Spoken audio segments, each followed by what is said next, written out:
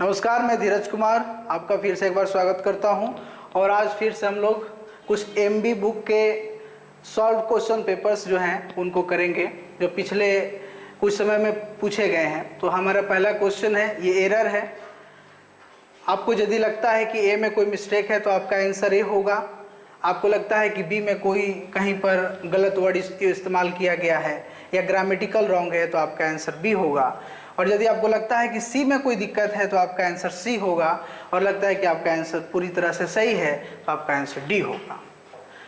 If I would have realised what bad shape our library is in, I would have done something to arrest the deterioration. कहने का मतलब यह है कि यदि मैं रियलाइज कर लिया होता हमारे लाइब्रेरी के बारे में कि वह किस शेप में है, तो मैं इसको सुधार करवाता। जब कभी भी सेंटेंस में ये कहा जाता है कि मैं ये रियलाइज कर लिया होता तो ये करता, तो उसमें एक स्ट्रक्चर बनता है, एक पास्ट परफेक्ट का बनता है, एक पास्ट परफेक्ट का बनता है, और उसके बाद सब्जेक्ट प्लस वुड का इस्तेमाल किया जाता है। लेकिन यहाँ पर हम लोग देखेंगे इफ आई वुड का इस्तेमाल किया गया है और उसके बाद लास्ट वाले सेंटेंस में भी आई वुड का इस्तेमाल किया गया है। लेकिन ये सेंटेंस बोल रहा है कि यदि मैं रियलाइज कर लिया होता, यानी कि इफ आई वुड जो है यहाँ पर हमारा एरर है, वुड हैव यहाँ पर हमारा हैड होना चाहिए, क्योंकि यह सबसे पहले पास्ट परफेक्ट को फॉलो करेगा और उसके बाद subject plus would have plus verb 3 का इस्तेमाल किया जाएगा। ये कंडीशनल सेंटेंस के अंतर्गत आता है और अक्सर पूछा जाता है। तो याद रखिएगा, जब कभी भी ऐसा क्वेश्चन आए तो शुरुआत वाले में subject plus had plus verb 3 का इस्तेमाल और सेकेंड वाले पार्ट में subject plus would plus have plus verb 3 का इस्तेमाल करते हैं। सेकेंड क्वेश्चन में आते हैं, he has been enhanced in position as a result of his diligence and integrity। उसके diligence और integrity के रिजल्ट के कारण वह इन्हेंस हुआ है, पोजीशन में वह इन्हेंस हुआ है, बढ़ा है या बढ़ चुका है। यहाँ पर किसी भी स्तर से ये नहीं लग रहा है कि उसे किसी के द्वारा बढ़ाया गया है। जब कोई दूसरे के द्वारा काम किया जाता है तब हैज और हैव के बाद बीन का इस्तेमाल करते हैं। यदि बीन लग गया और उसके बाद वर्ब 3 का इस्तेमाल हुआ है, यह इंडिकेट करता है कि सेंटेंस जो है वह पैसिव वॉइस में होना चाहिए। लेकिन इसके बाद बाई का भी इस्तेमाल नहीं किया गया है और यह इसके डिलीजेंस और इंटीग्रिटी के कारण ये आगे बढ़ा है पोजीशन में। तो यहाँ पर बीन का इस्तेमाल जो है वह गलत है और यहाँ पर ही हैज़ और उसके बाद enhanced in position as a result of his diligence and integrity होगा। थर्ड क्वेश्चन में आते हैं, it is I who is responsible for the delay. अब देखिए ये काफ़ी इंटरेस्टिंग क्वेश्चन है। इट इज आई, यहाँ पर आई है, इसके पहले इज का इस्तेमाल किया गया है। यहाँ पर दे रहेगा फिर भी यहाँ इज का इस्तेमाल किया जाएगा। यहाँ पर चाहे सब्जेक्ट कुछ भी रहे, इट के बाद हमेशा इज का ही इस्तेमाल किया जाएगा। यह पूरी तरह से सही है। Who is responsible for the delay. अब देखिए यहाँ पर इज का इस्तेमाल आप सोचिए कि आई के अनुसार एम का किया जाना चाहिए, लेकिन नहीं, बस हमें सिंगुलर और प्लूरल देखना है। यदि आई हो, ही हो, सी हो, तब यहाँ पर इज का इस्तेमाल करेंगे। और यदि दे हो, वी हो, राम एंड श्याम हो, प्लूरल यहाँ पर सब्जेक्ट हो, तो उसके अनुसार यहाँ वर्ब लगेगा। यह सेंटेंस पूरी तरह से सही है। It is I who is responsible for the delay, यानी कि हमारा जो आंसर होगा वह नो एरर होगा, डी होगा, sorry. There is only one cure to the evils which newly acquired freedom produces and the cure is freedom। केवल और केवल एक ही इलाज है बुराइयों का जो कि स्वतंत्रता से उसे प्राप्त किया जा सकता है। एक वर्ड याद रखिएगा, जब कभी भी सेंटेंस में ओनली आ जाए ना, ओनली आ जाए, ऑल आ जाए, समबडी आ जाए, एनीबडी आ जाए, नोबडी आ जाए और उसके बाद रिलेटिव प्रोनाउन का इस्तेमाल किया जाए, तो वह रिलेटिव प्रोनाउन केवल और केवल उस जगह पर दैट का इस्तेमाल करते हैं। तो यहाँ पर एरर हमारा विच था, विच के जगह पर दैट का इस्तेमाल होगा। हमारा आंसर जो होगा वो बी होगा। नेक्स्ट क्वेश्चन में आगे बढ़ते हैं। He flew over extensively the Pacific last winter. वह पूरी तरह से पैसिफिक ओशियन पर, पूरा का पूरा पैसिफिक ओशियन को उसने उड़ान भरा। एक चीज याद रखिएगा, मैं आपके लिए एक सेंटेंस लिखता हूं। यहां पर देखा जाए सबसे पहले ये एक्सटेंसिवली जो है वो एडवर्ब है और इसके आगे जो है वो द पैसिफिक नाउन है और उसके पहले ये जो ओवर है वह प्रीपोजिशन है। कभी भी वर्ब के बाद क्या इस्तेमाल किया जा सकता है? एडवर्ब का इस्तेमाल किया जा सकता है। ही प्लेज ब्यूटीफुली, वह सुंदरता पूर्वक खेलता है। अभी यदि हम लोग लिखें he plays in beautifully the field, तो ये पूरी तरह से गलत होगा। एक सेंस बनता है, सबसे पहले उधर से नाउन आ गया और नाउन के पहले क्या इस्तेमाल होता है? प्रीपोजिशन का इस्तेमाल होता है और वर्ब के बाद किसका इस्तेमाल होता है? एडवर्ब का इस्तेमाल होता है। तो वर्ब के बाद एडवर्ब का इस्तेमाल होगा, यानी कि ये जो पार्ट है हमारा ओवर एक्सटेंसिवली या पूरी तरह से उल्टा हो जाएगा। पहले एक्सटेंसिवली का यूज होगा और उसके बाद ओवर का इस्तेमाल हो जाएगा। उसके बाद दोनों सही हो जाएगा, दोनों बैलेंस हो जाएंगे, क्योंकि नाउन के पहले प्रीपोजिशन का इस्तेमाल हो जाएगा और वर्ब के बाद एडवर्ब का इस्तेमाल हो जाएगा।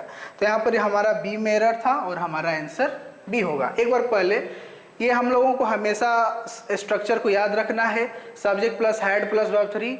यदि कंडीशनल हो कि मैं ये रियलाइज कर लिया होता तो मैं ये कर देता, और उसके बाद वुड हैव लगाते हैं सेकेंड पार्ट में। दूसरा में है सेंटेंस जब एक्टिव वॉइस में हो तो बीन का इस्तेमाल है, जब के बाद नहीं करेंगे। थर्ड में था कभी भी यहाँ पर सिंगुलर सब्जेक्ट तो सिंगुलर वर्ब और प्लूरल सब्जेक्ट तो प्लूरल वर्ब का इस्तेमाल करते हैं।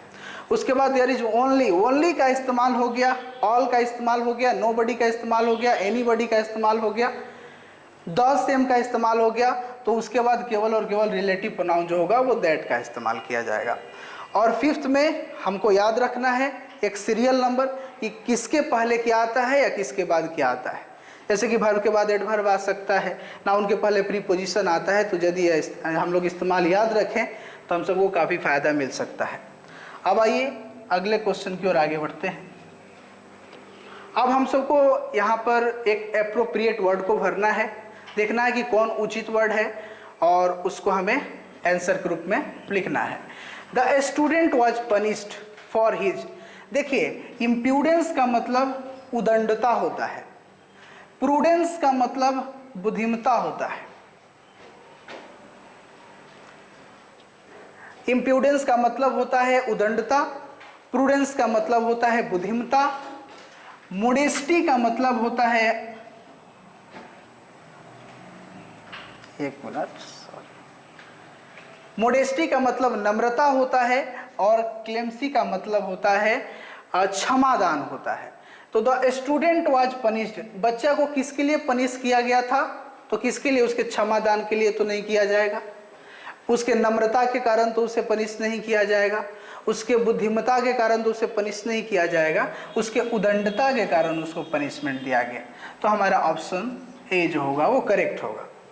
माई फादर वॉज टू, याद रखिएगा जब TOO और TO लग जाए तो ये सेंटेंस क्या करता है? जैसे कि Ram is too weak to walk, Ram इतना कमजोर है कि वह टहल नहीं सकता। Sita is too busy to talk, Sita इतनी व्यस्त है कि वह बात नहीं कर सकती है। My father was too dash to push the heavy door, मेरे पिताजी इतने डैश हैं कि वह हेवी डोर को धक्का नहीं दे सकते हैं। तो पिताजी क्या हो सकते हैं? कमजोर हो सकते हैं। देखिए ऐसा लगेगा कि फेंट का मतलब ही कमजोर होता है, फीबल का भी मतलब कमजोर होता है, फ्रेजाइल का भी मतलब कमजोर होता है और फ्लैटरिंग का मतलब लड़खड़ाना होता है। लेकिन फेंट या किसके सेंस में कमजोर होता है? जैसे कि कोई रंग जो है वह थोड़ा कम गाढ़ा नहीं है, डार्क नहीं है, तो उसको बोलते हैं वो फेंट रंग है, तो वहां पर ये इंसान के लिए कमजोर नहीं होगा। अब फ्रेजाइल, फ्रेजाइल मतलब जल्दी से टूट जाने वाला, जैसे कोई चीज़ कोयला ले लिए उसको फेंक दीजिएगा तो टूट जाएगा, फ्रेजाइल होता है। और जो इंसान कमजोर होता है शारीरिक रूप से उसको बोलते हैं feeble. My father was too feeble to push the heavy door, मेरे पिताजी इतने कमजोर थे कि वह हैवी डोर को पुश नहीं कर सकते थे। तो हमारा आंसर जो होगा वह फीबल होगा, क्योंकि फ्लैटरिंग मतलब लड़खड़ाना होता है। और याद रखिएगा कि जब डबल टू यहाँ पर आ जाए तो बीच में हमेशा एडजेक्टिव का ही इस्तेमाल किया जाता है। कंपैरिजन ऑफ एडजेक्टिव का ये क्वेश्चन है। अब आइए next question. The flood damage the books so much that it was impossible to dash them, flood ने बुक को इतना डैमेज कर दिया कि अब उसको डैश नहीं किया जाता, नहीं किया जा सकता।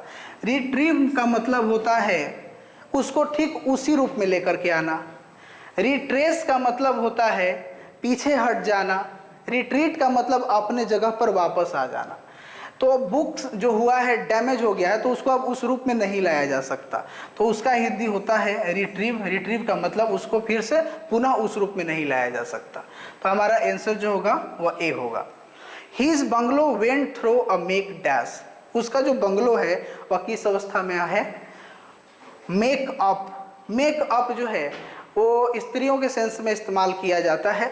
मेक आउट, मेक आउट का मतलब स्पेशली कहा जाए तो फ्रेजल वर्ब में नहीं, सेंटेंस में ऐसे इस्तेमाल कर सकते हैं। तो मेक आउट बाहर करना ऐसे कर सकते हैं। मेक ओवर का मतलब होता है पुनः निर्माण करना, और मेक फॉर मतलब किसी के लिए बनाना। तो उसका जो बंगलो है वह फिर से उसका क्या हो रहा है? पुनः निर्माण हो रहा है। तो यहाँ पर मेक के बाद ओवर का इस्तेमाल किया जाएगा। ये एक प्रकार का फ्रेज है, हमें याद रखना चाहिए। दिस ऑस्पिशियस बिगिनिंग, ऑस्पिशियस मतलब होता है शुभ, शुभ शुरुआत। Dash well for successful completion of our project. हमारे प्रोजेक्ट के सफलतापूर्वक कंप्लीशन के लिए ये जो शुभ शुरुआत है वह एक अच्छा संकेत है, शुभ संकेत है। तो शुभ संकेत का जो फ्रेज ये होता है वो होता है अगर्स वेल फॉर। तो यहाँ पर डायरेक्ट हम लोग को आंसर मिल गया। अगर्स वेल फॉर मतलब होता है शुभ संकेत। एक बार फिर से देख लेते हैं। 6 नंबर में उदंडता के कारण उसको इम्प्यूडेंस। 7 में मेरे पिताजी इतने कमजोर थे, तो व्यक्ति कमजोर होता है तो फीबल होगा। 8 में उसको पुनः उसका मतलब उस रूप में नहीं उसे लाया जा सकता तो रिट्रीव हो जाएगा। 9 में पुनः निर्माण के लिए मेकओवर और शुभ संकेत होना का ऑगर्स वेल फॉर का मतलब शुभ संकेत होता है। अब ये नेक्स्ट क्वेश्चन में आगे बढ़ते हैं। परसिस्ट मतलब लगातार जारी रखना। हमको बेस्ट एक्सप्रेस ढूंढना है, साइनोनिम जो इसके जैसा हो। देखिए रेसिस्ट साइंस में पढ़ते होंगे ना, रेसिस्टेंस रुकावट करने वाला, और ये परसिस्ट मतलब जारी रखने वाला, तो ये तो उसका उल्टा है। लीव का मतलब होता है छोड़ देना। क्विट का मतलब क्विट कर देना, छोड़ देना ही। और इंसिस्ट का मतलब किसी चीज पर दबाव देना। अब तो पूरी तरह से आपको कोई लग ही नहीं रहा कि इसका सेम है, ये तो पूरी तरह से उसका उल्टा है। इसका मतलब छोड़ देना होता है, इसका मतलब भी छोड़ देना। लेकिन क्वेश्चन में क्या लिखा है? बेस्ट एक्सप्रेस, उससे रिलेटेड जो सबसे ज़्यादा मतलब नज़दीक है। तो परसिस्ट से ज़्यादा नज़दीक हमारा इंसिस्ट ही हो सकता है। इवेंचुअली, इवेंचुअली मतलब होता है अंततः। Eventually he agreed to me, वह मेरे साथ सहमत हो गया अंततः। प्रीवियसली मतलब पहले वाला, प्रीवियस क्वेश्चन बनाते हैं ना, पहले का क्वेश्चन। ब्रीफली मतलब होता है संक्षेप में, कोई आंसर एक्सप्लेन किया जाता है, कुछ ब्रीफ में लिखा जाता है तो संक्षेप में होता है। फाइनली मतलब होता है अंततः, और सक्सेसफुली मतलब सफलतापूर्वक। तो हमारा फाइनली का मतलब हो जाएगा अंततः, और इवेंचुअली का भी मतलब होता है अंततः या आखिरकार भी होता है। तो इसका बेस्ट एक्सप्रेस हमारा सी होगा। इम्पिकेबल का मतलब होता है दोष रहित, जो दोषी नहीं है, दोष रहित हो। रिमार्केबल मतलब जो किसी को पॉइंट आउट करते हैं वो रिमार्केबल, किसी को प्रेज करते हैं, बड़ाई करते हैं, उसको रिमार्केबल कहते हैं। अनबिलीवेबल मतलब जिस पर विश्वास नहीं किया जा सकता है। फ्लॉलेस मतलब होता है जो दोष रहित हो। और डिसप्लीजिंग किसी को नाखुश करना।